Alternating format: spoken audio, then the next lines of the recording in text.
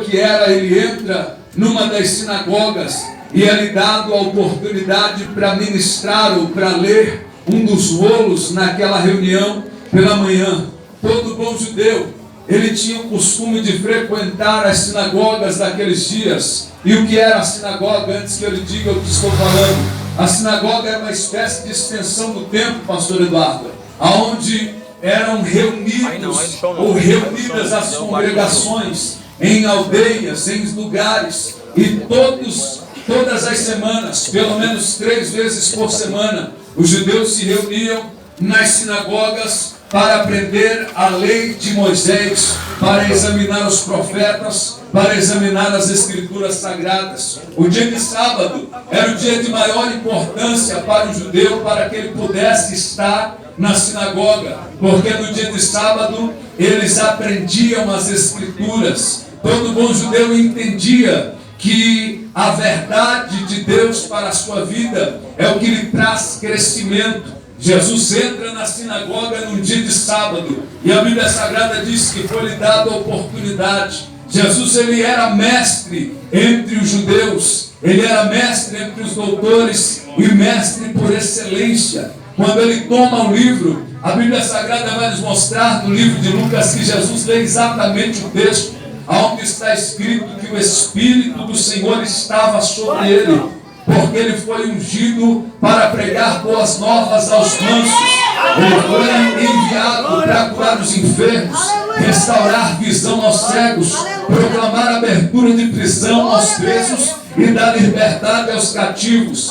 Jesus, a partir dali, ele vai principiar os seus milagres, o seu ministério. E interessante que Jesus, ao se manifestar, ele se manifesta com um propósito único e exclusivo. Jesus, ele não veio para dar caso, apesar que ele dá. Jesus, ele não veio para abastecer a nossa conta bancária ou nos dar uma vida pomposa, não. Jesus, ele veio com um propósito exclusivo de, primeiro, buscar e salvar o que se havia perdido. Segundo, desfazer as obras do diabo. E terceiro, Jesus veio para nos garantir vida eterna no céu com ele.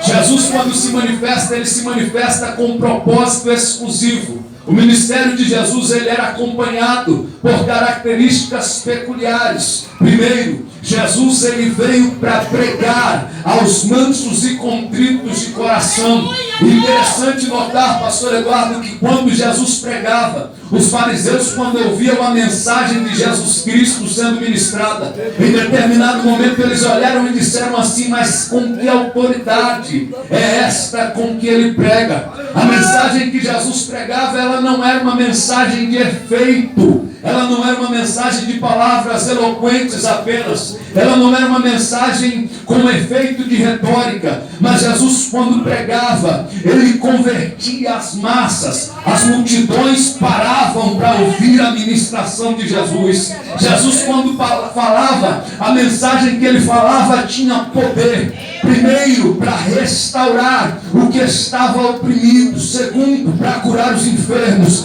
Terceiro, para proclamar abertura de prisão a quem estava preso. A Bíblia Sagrada diz que aonde Jesus passava, as multidões iam seguindo Jesus. Lucas segue o relato no seu livro dizendo que Jesus, por onde passava, lhe trazia os endemoniados, ele curava, lhe trazia os leprosos, ele limpava a lepra, lhe trazia os enfermos, Jesus curava os enfermos. Quando nós olhamos para Mateus, antes de Jesus chegar e notar que havia necessidade de levantar ceifeiros para a grande obra que ele havia começado, Mateus registra, após o capítulo 7, depois do Sermão da Montanha, que Jesus sobe no monte alto para orar ao Senhor. E quando ele desce da montanha, Jesus, que estava com o propósito de buscar e salvar o que se havia perdido, desfazer as obras do diabo e nos garantir uma vida eterna no céu, ele é encontrado com um leproso. O leproso, quando se encontra com Jesus, pastor Edgar, a Bíblia Sagrada diz que ele vem ao pé do monte, ele se prostra e ele diz assim: Senhor, se tu quiseres, o Senhor pode me tornar limpo. Agora, interessante notar como é que pode. um leproso ir ao encontro de Jesus Cristo, se ele era leproso, e na lei de Levítico, ou no livro de Levítico, está escrito que o leproso ele vivia excluído, Fabiano. Ele era alguém rejeitado pela sociedade, não podia estar no meio daqueles que eram sãos. Mas o leproso, quando está ali no seu leprosário, no seu lugar de habitação, talvez tenha percebido que Jesus subiu ao monte. É possível, alguns pesquisadores chegam a dizer que o leprosário aonde este leproso habitava, Fabiano, ficava próximo à montanha que Jesus subiu para orar. Ele não perde a oportunidade. A Bíblia diz que Jesus desce, ele se achega a Jesus, e Jesus vai manifestar graça a quem é rejeitado pela sociedade.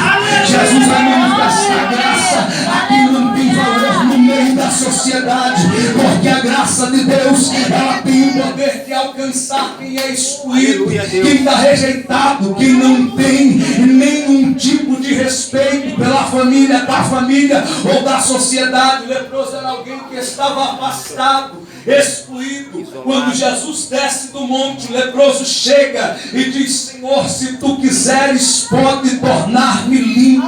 Interessante, e eu preciso lhe dizer que Jesus Cristo, que desceu do monte, olhou para o leproso, ouviu o leproso, disse para ele: eu quero, seja limpo. Ele também continua curando os excluídos na noite deste dia, nos dias de hoje. Jesus continua salvando, libertando, curando.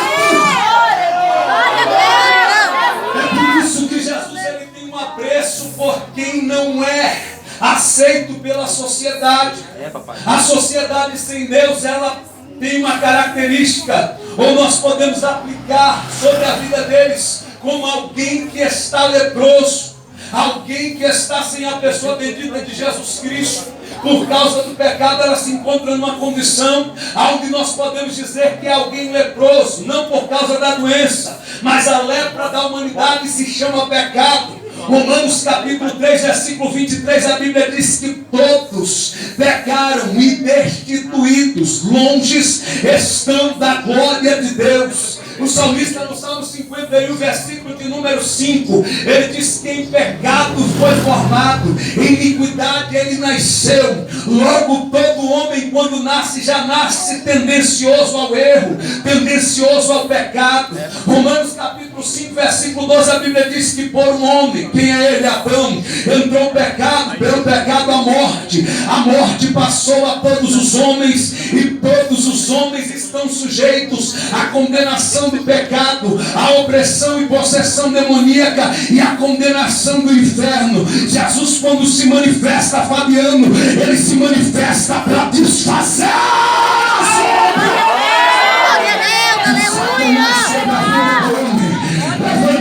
porque eu vou profetizar. Jesus Cristo se manifestou para desfazer a obra do diabo na vida.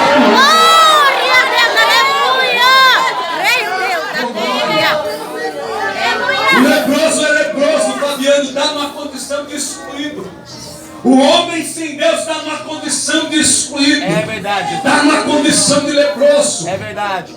Todo ser humano sem Jesus Cristo, ele se encontra perdido. É, Deus. Ele se encontra condenado. Ele está sujeito à morte. Papai. Ele é rejeitado por Deus, porque Isaías 59, versículos 1 e 2 está escrito: as minhas mãos não são encolhidas para que não possa salvar, os meus ouvidos agravados para que não possa ouvir. Aleluia. Antes o que faz separação entre eu e vós são as vossas transgressões, os vossos pecados. O pecado é a única coisa, a única barreira que separa o homem de Deus. Separa o homem de Deus. Eu vou repetir: o pecado separa o homem de Deus, mas não separa Deus do homem. O pecado separa o homem de Deus, presbítero Edgar, mas não separa Deus do homem. Vou lhe provar isso. No Éden o homem peca, colhe folhas de figueira para si, tenta se auto-justificar, mas o homem por si não pode se justificar. Jesus viu que o homem pecou, o homem se afasta de Deus por causa do pecado, mas Deus está lá procurando quem pecou e dizendo: Abraão,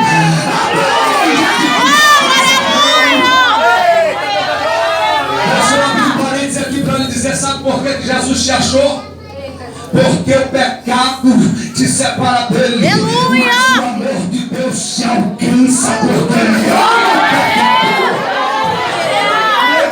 estava na condição de destruído. Jesus cura o leproso. Oh, aleluia! O propósito de Deus, Glória. ele manifesta a graça. E a graça de Deus, ela é manifestada a algumas classes de pessoas. Primeiro, Jesus manifesta a graça aos rejeitados. Repita comigo, Jesus. Pega aquele que ninguém quer. Deixa eu lhe dizer algo, Jesus investe onde ninguém investe, família. Jesus escolhe quem ninguém quer escolher, diácono Marcelo. Jesus pega e chama aquele que ninguém quer chamar. Jesus seleciona para si quem ninguém quer. Deixa eu lhe dizer uma coisa. Jesus manifestou graça ao leproso. Depois que Jesus manifesta a graça ao leproso, Mateus capítulo de número 8, a Bíblia diz que Jesus segue. Vem um oficial, chega-se a Jesus e diz: Senhor, eu tenho um criado que está doente, ele precisa ser curado. Jesus se prontifica e diz: tu quer que eu vá até a tua casa? E Jesus diz para ele assim: não, eu tenho, o oficial diz para Jesus assim: não, eu tenho homens que estão sobre minha autoridade. Eu digo a um vai, ele vai, digo a outro vem, e ele vem. Eu estou lhe dizendo o seguinte, que se o Senhor der uma palavra, o meu criado sarará. Jesus olha para o moço e diz que seja conforme a tua fé. Jesus segue o cortejo e tudo que Jesus faz gera alguma coisa na vida das pessoas. Jesus vai curar a sogra de Pedro. Jesus vai ensinar os homens como eles devem seguir. E aí quando Jesus chega em determinado momento, Lucas capítulo de número 5, Marcos capítulo de número 5, melhor dizendo, a Bíblia diz que Jesus entra numa cidade por nome de Gadara, seguindo no mesmo contexto, narrado por Mateus. Depois de uma tempestade, ele entra em Gadara e a graça vai ser revelada ou manifestada a quem é rejeitado e excluído novamente. Tem um homem em Gadara, irmão, que o homem está numa condição onde ele não tem vida espiritual, vida familiar perdeu, vida social não existe. A condição dele é endemoniado, a condição dele anda nu pelas ruas, a condição dele se fere com pedras e com pedaços de cacos. A condição dele não pode ser preso por ninguém, porque quem tentou ajudar aquele homem não pôde ajudar, porque tentaram prendê-lo, mas os demônios que estavam sobre ele quebraram os grilhões. Onde ele vivia, pastor, nos sepulcros. Sabe o que isso revela? Um simbolismo da condição do homem sem Deus no estado avançado de pecado. O homem no estado avançado de pecado, para o presbítero João, ele está numa condição de oprimido. Satanás, ele não respeita classe social, não respeita a tua cor, não respeita a tua posição, nem tampouco quem você é. Mas se tem uma coisa que Satanás respeita, é a autoridade que existe naquele que está debaixo da graça de Deus. Jesus pisa o pé em Gadara. Quando ele pisa o pé, os demônios trazem o homem, se prostram diante de Jesus, se prostra diante do Cristo. E a Bíblia diz que ele se prostra porque Jesus dizia: sai dele, espírito imundo. Eles clamam: tu viestes atormentar-nos antes do tempo. Jesus está dizendo: sai dele, espírito imundo. Agora, interessante que Jesus está manifestando a sua graça. Alguém que não tem mais jeito para a sociedade, alguém que não tem mais condição e nem meios para haver uma mudança. Quem olhava para o endemoniado em Gadara, pastora Daniela, não enxergava mudança alguma. Quem olhava para o endemoniado em Gadara dizia: esse aí não tem mais jeito. A família sabe o que dizia? Dizia que ele iria morrer, porque qualquer hora os demônios iriam matá-lo. Mas Jesus olhava para ele e dizia o seguinte: eu tenho algo a fazer em Gadara. Jesus entra num barco, enfrenta uma tempestade na madrugada. Quando ele chega em Gadara, o império de Satanás cai por terra. Aleluia! Quem é que já viu quando os oficiais da polícia chegam num cativeiro onde o sequestrador está prendendo a vítima, eles metem o pé armado, entra com tudo e diz: perdeu, Jesus chegou em Gadara. Quem dominava, quem cativava eram os demônios. Jesus chegou lá e disse: acabou.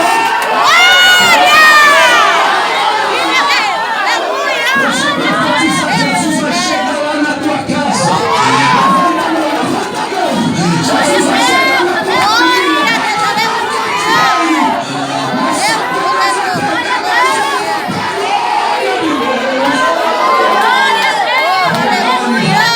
Ele continua libertando, ele continua salvando, ele continua curando.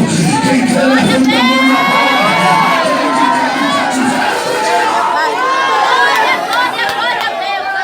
Deixa eu dizer uma coisa. Glória a Deus. Quando Jesus chega para dominar Satanás, ele é o valente que entra na casa, ele é o valente, ele pega o que diz que é valente, amarra, manieta, e diz: ó, aqui quem manda sou eu. Jesus, quando ele chega na vida do alcoólatra, ele diz assim: sai daí, porque quem manda agora sou eu. Eu vou lavar, vou encher do Espírito Santo, vou pegar a minha palavra, e o meu nome vai ser glorificado. Aleluia! Missões 10 horas. Escuta, Jesus entrou em Gadara e acabou com a festa do diabo. Interessante que os efeitos, ou o efeito que Jesus gera na vida de quem tem um encontro com ele é algo extraordinário. Aleluia, glória a Deus. O homem não tinha vida, o homem não tinha mais nada, havia perdido tudo. Quando Jesus chegou em Gadara, Jesus realizou sobre ele o que ninguém poderia realizar. Deixa eu dizer uma coisa, tem coisas que só Jesus faz. Sabe por que os senhores aqui da casa de recuperação estão aqui bonitinho, vestido, cheio de Deus? Porque Jesus olhou um dia e disse assim: eu não vou deixar Satanás mais se andar e nem perder a vida de vocês. Eu vou passar por um negócio do povo. Deixa eu dizer uma coisa. Sabe por que vocês, todos nós estamos aqui por causa da graça de Deus? Ninguém está aqui porque é bonito, porque é melhor, porque faz, porque é melhor. Quem faz é quem é Jesus.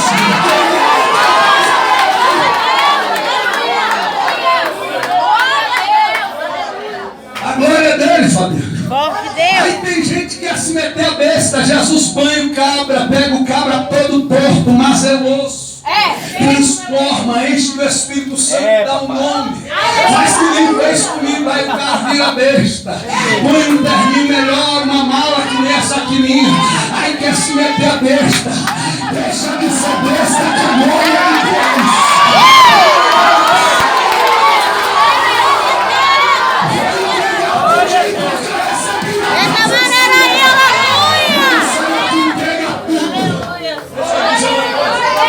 Desce do pedestal, caminha na graça, vem na unidade.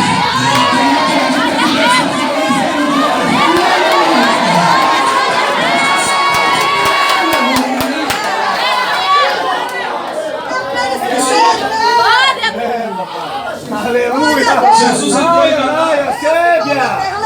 O homem estava destruído. Quando Jesus entrou lá em Gadara, a história mudou. Jesus transformou o homem, libertou. Marcos 5,16, a Bíblia diz o seguinte: o homem que estava outrora endemoniado foi visto, primeiro, assentado, estado de descanso, segundo, vestido. A vergonha, andava nu, não era? Andar nu traz vergonha, sim.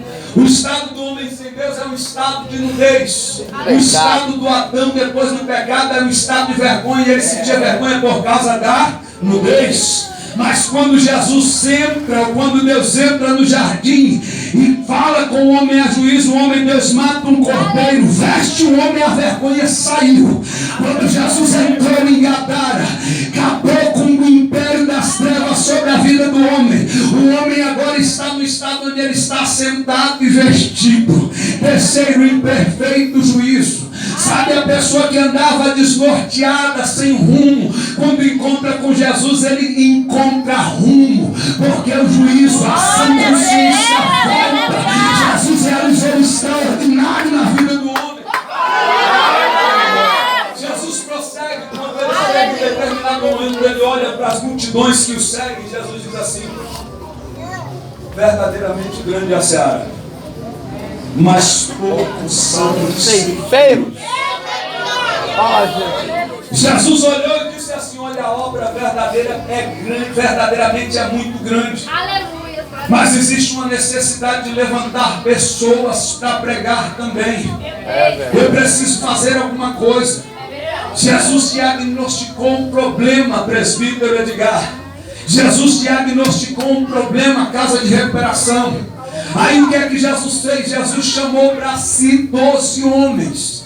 A Bíblia diz que Jesus, quando chama para si esses 12 homens, Jesus vai lhes capacitar para eles exercerem o que Jesus havia lhes chamado para fazer. Deixa eu lhe dizer uma coisa: Jesus, quando Ele salva o homem, Ele salva com o propósito de trazer sobre nós a restituição de tudo aquilo que foi perdido no Éden. Segundo, Ele desfaz toda a obra do diabo nas nossas vidas. E em terceiro lugar, Ele vai nos dar vida eterna. Mas enquanto Ele nos dá a nossa vida eterna, a igreja recebeu uma missão. Dá uma olhada para o teu irmão e diga para ele: você vai receber uma missão. Diga para outra pessoa: você recebeu uma missão. Escuta isso aqui: você recebeu uma chamada de Deus. Jesus não te chamou para você ficar parado aqui dentro. Jesus te chamou, te salvou, te livrou das drogas, te entregou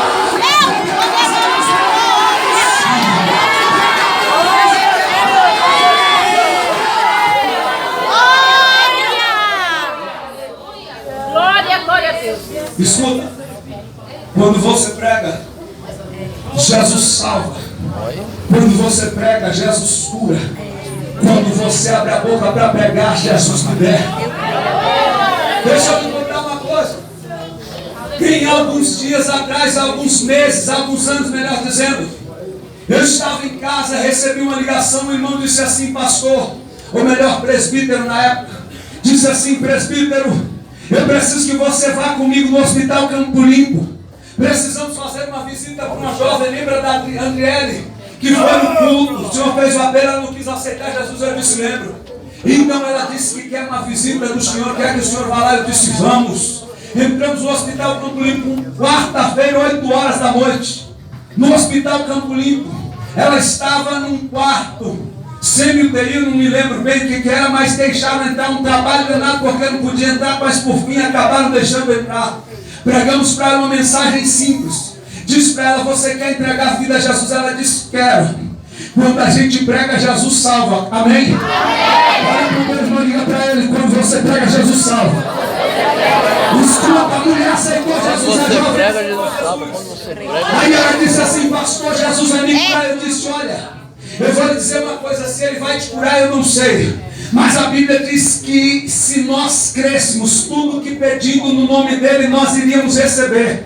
Marcos 16, versículo 17, diz que imporíamos as mãos sobre os enfermos e iriam curar. Eu disse para ela: Jesus nos deu autoridade para curar, eu vou orar por você, dele. Aí ela disse: amém. Oramos, passados 4 dias, recebi uma ligação do mesmo moço que levou para orar por ela.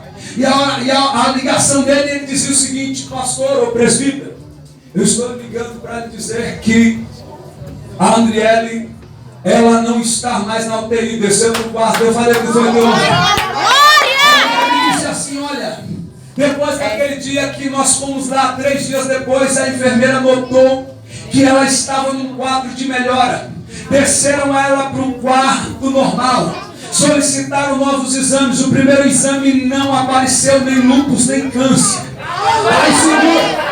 Aí eu disse: amém. E qual é a bola? Ela já saiu do hospital. Ele disse: pois é, pastor, estou lhe dizendo que ela já saiu sim. Está para sair, melhor dizendo. Beleza. Ele falou isso, eu esperei mais 2 semanas, recebi uma nova ligação. Ele: pastor, estou te ligando para te dar a notícia. Eu falei: vixe, meu Deus, o que foi que aconteceu? Aí ele disse assim: pastor, fizeram novos exames, não encontraram lúpus, não encontraram câncer. Eu falei: e aí, Andriele está em casa, pessoal, está dando glória aqui. Esses dias atrás eu falei com ele, família. Aí o Nelson disse assim: e aí, pastor, tudo bem? Eu disse: tudo bem. Eu falei: cadê a Andriele? remédio. Ele disse, está bem, pastor. Está curado. Eu falei, cadê o lúpus? Ele disse, não tem. Cadê o câncer? Não tem.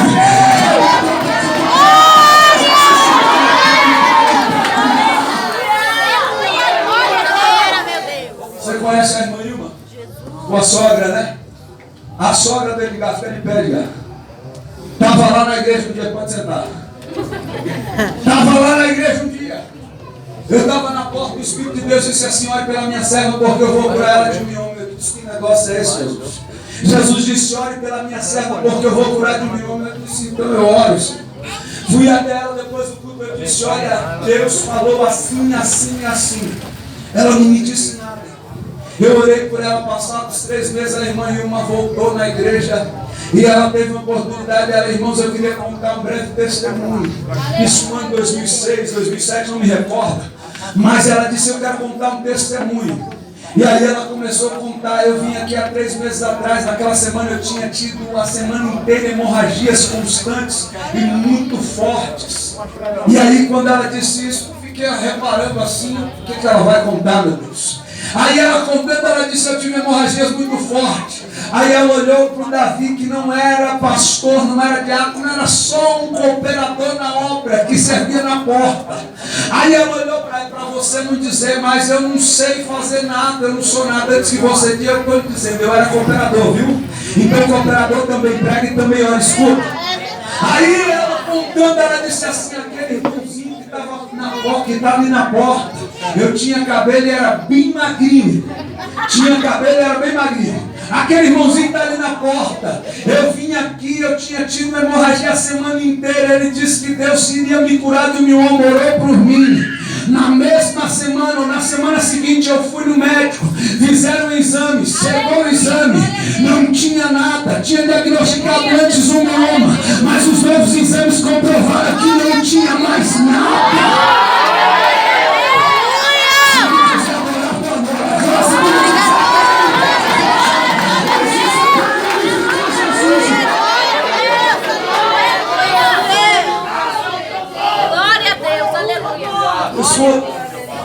Jesus, quando chama os 12, Jesus dá uma ordem a eles, olha, ide e pregai, eis que eu vos dou poder. Jesus deu poder para curar enfermidades, para expulsar demônios. Jesus conferiu a nós um poder que só a igreja na terra tem. Deixa eu dizer uma coisa, no tráfico de droga, os guerreiros do tráfico, os soldados do tráfico, eu estou falando do que eu conheço e do que eu já vivi. O tráfico se arma com armamento pesado. O tráfico se arma com as melhores munições. O tráfico se arma com aquilo que eles têm de melhor. Eles vão buscar o que eles têm de melhor para ter dentro do tráfico. Jesus, você acha que ele ia dar qualquer coisa para a igreja, irmão? Deixa eu lhe dizer uma coisa. Eu estava há 14 anos, ou melhor, há 15 anos atrás, uma vida miserável. Gostava de arma. Fabiano também, vou falar porque é meu amigo, eu posso falar e ele não vai ficar bravo. Fabiano chegou a dormir com a calibre 12 embaixo do travesseiro. Pastor Davi chegou a dormir com uma arma debaixo do colchão, com medo porque tinha inimigo. E Jesus olhava lá de cima e dizia, eu vou transformar. Gostava de arma, gostava de arma, querida. Você está me vendo bonitinho, de óculos, todo armadinho, um terninho bonito. Eu já fui um cão chupando manga. Mas Jesus olhou e disse, eu vou te transformar em alguém que respeita.